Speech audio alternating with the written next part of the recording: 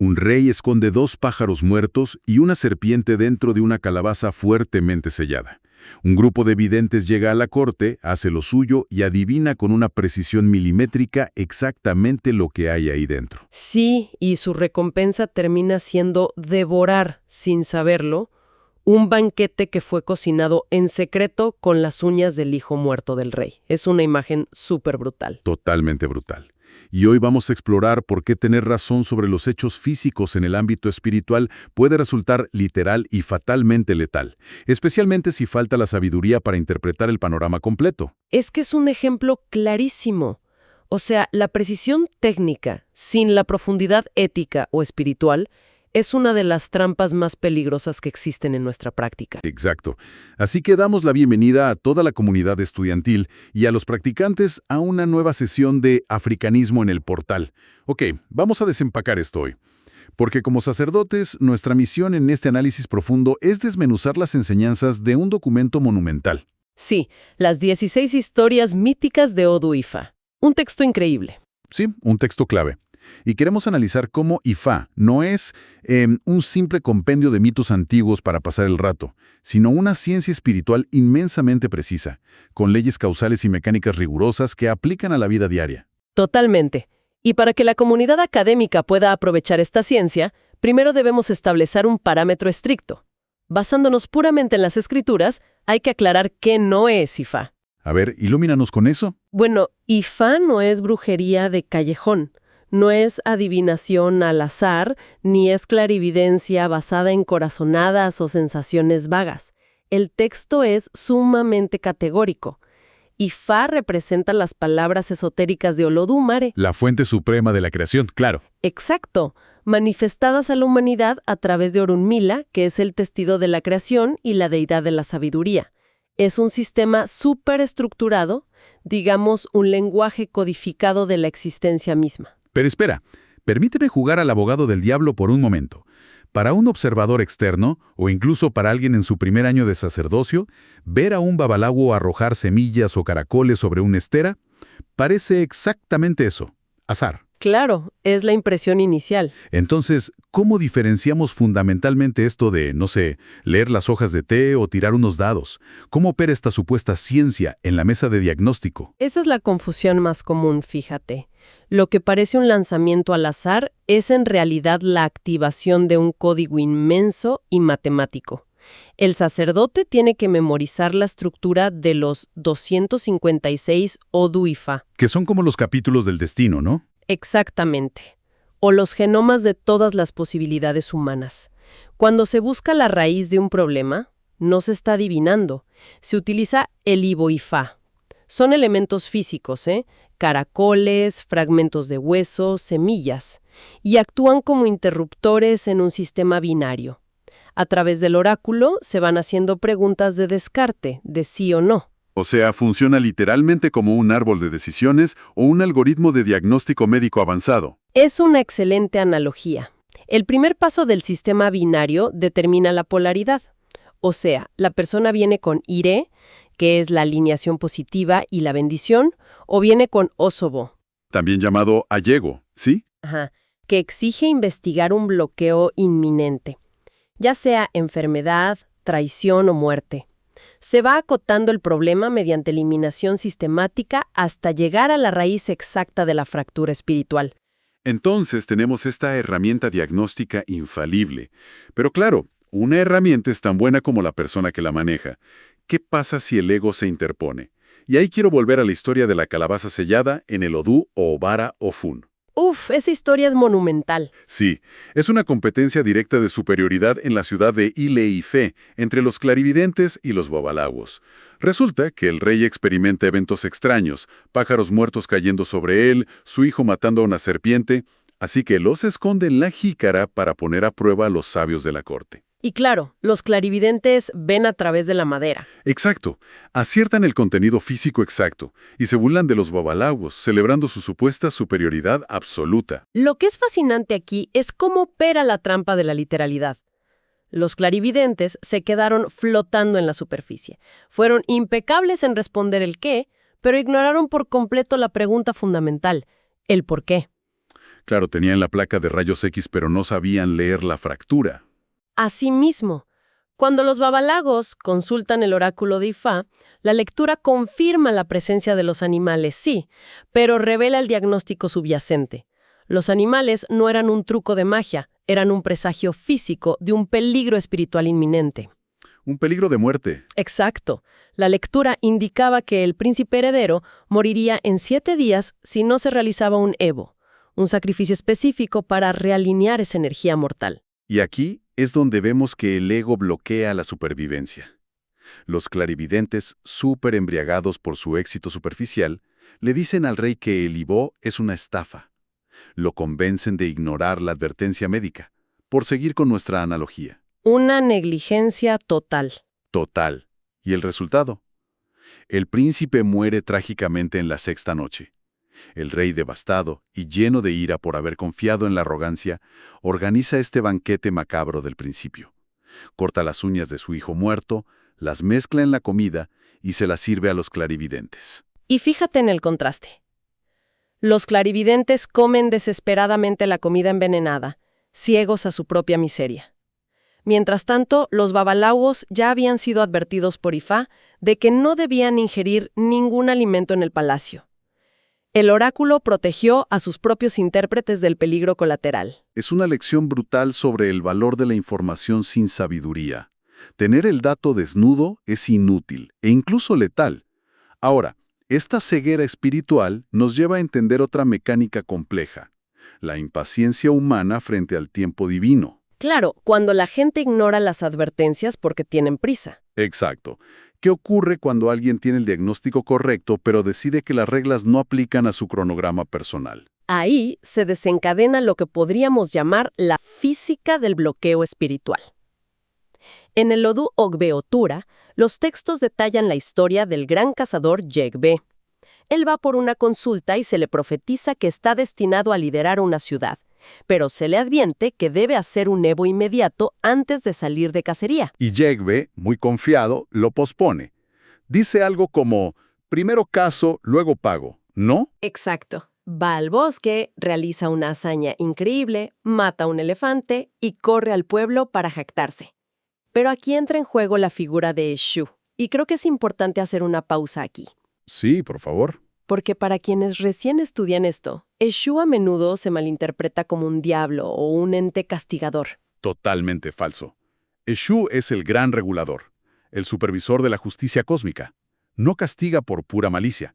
Él aplica la física espiritual. El Evo no es un soborno, es el mecanismo que asegura el permiso en el mundo invisible. Como Yegbe se saltó la aduana espiritual, Eshu bloqueó el resultado material. Y cuando Yegbe regresa con el pueblo, Eshu ya había convertido el cadáver del elefante en una inmensa piedra. ¡Qué choque material de un error espiritual! La gente lo humilla, lo tildan de mentiroso compulsivo. Y lo peor es que la terquedad de Yegbe continúa. Tiempo después, logra abatir un búfalo. Deja a su aprendiz cuidando la presa, pero Eshu interviene otra vez. Transmuta el búfalo en una colina. Otra humillación colosal. Sigue perdiendo el fruto de su trabajo físico porque su estructura espiritual está en deuda. Y su destino queda en pausa hasta que se somete a la regla. Solo cuando su arrogancia es aplastada, vuelve a Ifá. Realiza el sacrificio prescrito y quema sus ropas de pobreza en el bosque. Y el mecanismo de resolución es súper poético. El humo de esas ropas viejas quemadas asciende y sirve como señal para 1600 guerreros errantes que buscaban un líder. Siguen el humo, encuentran a Yegbe, fundan un asentamiento y él se convierte en el rey de Ikoí. El destino estaba allí esperando, claro, pero requería que él hiciera su parte en la ecuación. Ahora, si Hebe nos muestra cómo la impaciencia retrasa el éxito, el documento nos presenta un escenario mucho más oscuro sobre cómo la falta de ética puede destruir un éxito ya consolidado.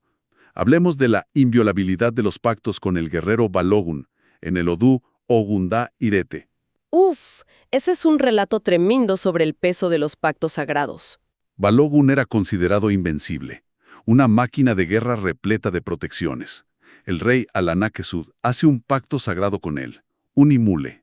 Juran lealtad usando la tierra misma, mezclando agua, peces y pimienta con su sangre. Acuerdan que la tierra devorará a quien traicione el pacto. ¿Un juramento mayor, digamos? Sí, Pero el poder envilece a Balogun, rompe el acuerdo y marcha con su ejército para derrocar al rey. Entonces, ¿qué significa todo esto? ¿El destino de Balogun estaba escrito? ¿O son estas elecciones éticas el verdadero volante de la vida? Son las elecciones éticas, sin duda. Fíjate que el ejército del rey estaba aterrorizado frente a los amuletos de Balogun. Estaban levantando la bandera blanca. Pero un soldado joven, en pánico, toma una onda rudimentaria y lanza una piedra al azar. Es como hacer una analogía con la seguridad informática moderna. Balogun tenía el firewall más caro del mundo, una encriptación impenetrable de amuletos. Exacto, pero el amuleto le quiere que se respeten los términos y condiciones morales. Al romper el imulé, Balogun dejó la puerta trasera abierta de par en par. Claro. Y la piedra atraviesa todas las defensas mágicas como si fueran papel y lo mata en el acto. Porque la deidad de la tierra, que fue testigo del juramento, es quien realmente guía la piedra. La lección aquí es que ningún amuleto funciona cuando el núcleo ético del individuo está podrido. La deshonestidad anula cualquier protección. Y aquí es donde se pone realmente interesante la arquitectura de estas enseñanzas. Hemos explorado cómo la ética gobierna la vida individual. Pero esta necesidad de equilibrio y respeto aplica a escala cósmica, especialmente en el balance de energías masculinas y femeninas. Este es posiblemente uno de los pilares sociológicos y teológicos más grandes de Ifá. En el Odó Oseotura se narra el mito de la creación. Olodumare envía desde el cielo a 401 Irún-Mulé para preparar la tierra. Las divinidades primordiales. Ajá, pero 400 son masculinos y solo hay una entidad femenina, Osun, y los 400 hombres deciden que no la necesitan. Hacen sus asambleas secretas y le excluyen de cada decisión. Para quienes nos escuchan, es como intentar construir un imperio entero, erigir rascacielos y puentes, ignorando por completo la ley de la gravedad simplemente porque no pueden verla. Es una analogía perfecta. La energía femenina de Oshun no es un adorno, es el cimiento cósmico que permite que las cosas den vida. Si conectamos esto con el panorama general, las consecuencias materiales son inmediatas. Toda la empresa divina colapsa. Claro, la comida se pudre bajo tierra. Los caminos se desmoronan. Incluso sus habilidades espirituales fallan. Intentan convocar a los espíritus Egún y Oro y no hay respuesta, así que regresan humillados al cielo. ¿Y qué les dice Olodumare cuando confiesan el fracaso? Les pregunta directamente, ¿qué hay de la única mujer que envié con ustedes? Tienen que regresar a la tierra, postrarse, pedirle perdón a Oshun e incluirla. Solo cuando ella acepta y aporta su energía, el mundo florece. Es fascinante. Y esto de Osun se expande en otra historia del Odú y Kao Turupun. Ella quería probar la conexión con Orunmila y se encierra detrás de 16 puertas masivas. Y él no intenta derribarlas por la fuerza, usa su bastón sacerdotal, canaliza una resonancia espiritual y abre las 16 cerraduras a la vez. Demostrando una telepatía y un respeto mutuo absoluto, una igualdad espiritual donde las energías interactúan sin dominación. Exacto. Pero bueno, si bien Oshun nos enseña la necesidad absoluta de inclusión, los textos de Ifá también nos traen una advertencia contraria fundamental.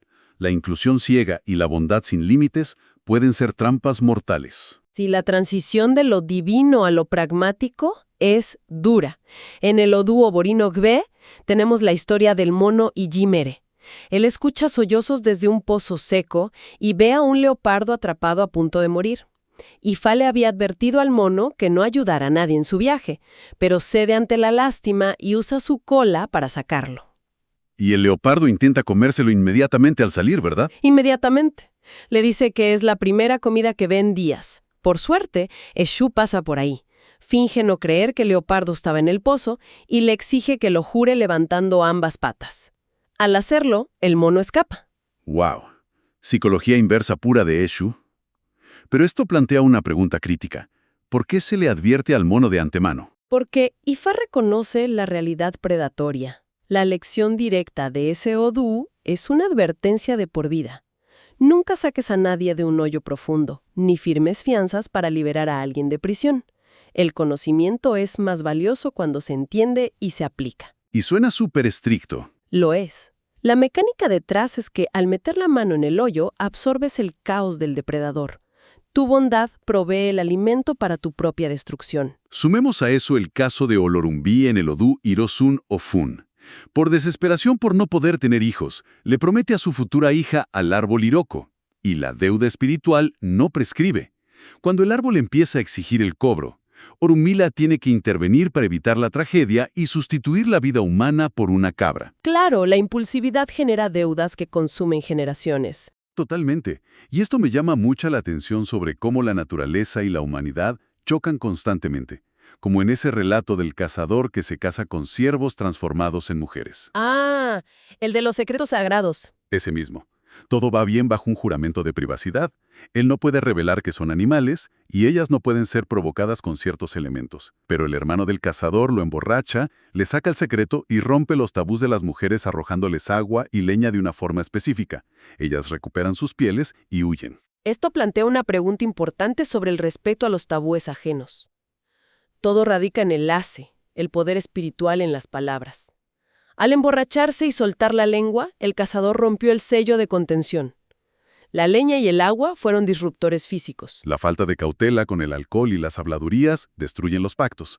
¡Qué arquitectura moral tan compleja! Así es. Y para sintetizar, de forma calmada para la comunidad estudiantil, los relatos míticos de Ifá no son cuentos de hadas.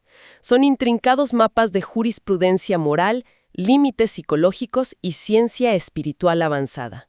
Nos enseñan que el ego es una falla fatal, que la energía femenina es innegociable y que los límites deben resguardarse siempre. Ha sido un análisis increíble. Y para nuestra comunidad, si quieren seguir profundizando en estos materiales, recuerden visitar portalafricanista.com.ar. Y no olviden descargar la app de Orishas FM para llevar todo este conocimiento a todas partes. Sí, indispensable. Y antes de irnos, quiero dejar a quienes nos escuchan con una última reflexión. El texto menciona el Opele Karangba, la cadena de adivinación para principiantes. El proverbio dice que esta cadena miente más que un mentiroso patológico porque no está consagrada. ¿Fuerte declaración? Muy fuerte. Y yo lanzo la pregunta al aire. ¿Nos enseña esto que la verdad absoluta no reside en el instrumento físico, sino única y exclusivamente en la consagración y la alineación espiritual del practicante que lo sostiene? Queda para la reflexión de cada uno.